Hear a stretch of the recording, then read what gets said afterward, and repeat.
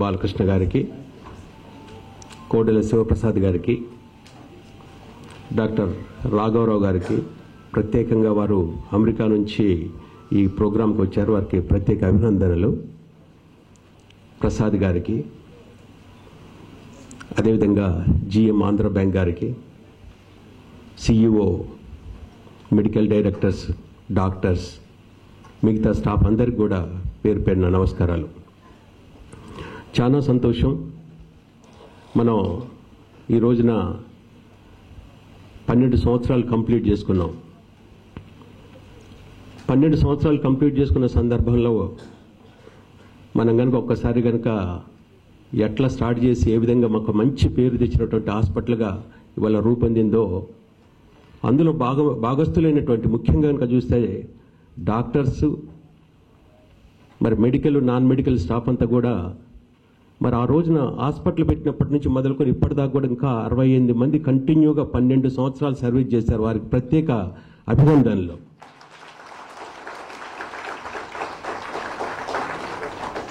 ఎందుకంటే ప్రజలకి సేవ చేయాలన్న భావంతో పెట్టినటువంటి హాస్పిటల్, ఆ భావన ఆ రోజున కీర్తిశేషులు నందమూరి ఎన్టీ రామారావు గారు ఏదైతే స్థాపించారో, మరి ఆ రోజు నుంచి ఈ రోజు వరకు కూడా ముఖ్యంగా కనుక చూసినట్లయితే మనం ఆంధ్రప్రదేశ్లో ఈ హాస్పిటల్ క్యాన్సర్ హాస్పిటల్గా నెంబర్ 1 పొజిషన్లో ఉంది.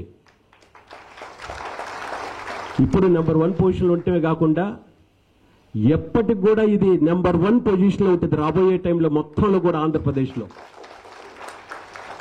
ఎందుకంటే ఈ హాస్పిటల్ గొప్పతనం కనుక చూసినట్లయితే ఈ హాస్పిటల్ క్యాన్సర్ పేషెంట్స్లో ఆంధ్రప్రదేశ్లోనే మనం నెంబర్ 1 ఉన్నాం. ఇండియాలో ఆల్మోస్ట్ 1 or 2లో మనం ఉన్నాం. అంతేకాకుండా అతి ముఖ్యమైన విషయం ఏంటంటే ఎక్కువ మంది పేదవారు ఈ హాస్పిటల్లో క్యాన్సర్ ట్రీట్మెంట్ తీసుకున్నటువంటి హాస్పిటల్ ఇది నెంబర్ 1 హాస్పిటల్.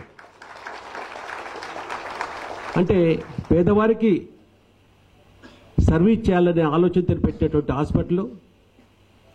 అందుకనే మీ అందరిని కూడా కోరుకునేది ఒకటే, ఇవాళ ఈ హాస్పిటల్కి ఇంత మంచి పేరు వచ్చింది అంటే అందులో భాగస్వాములైనటువంటి డాక్టర్సు, స్టాఫ్, మీ అందరి యొక్క భాగస్వాముల వలన ఇవాళ ఈ హాస్పిటల్ ఒక మంచి పేరు వచ్చింది. ఆ పేరుని రాబోయే టైంలో కూడా కంటిన్యూగా మనందరం కూడా కలిసికట్టుగా బాగా తీసుకోవాలని మిమ్మల్ని మనస్ఫూర్తిగా కోరుకుంటున్నాను.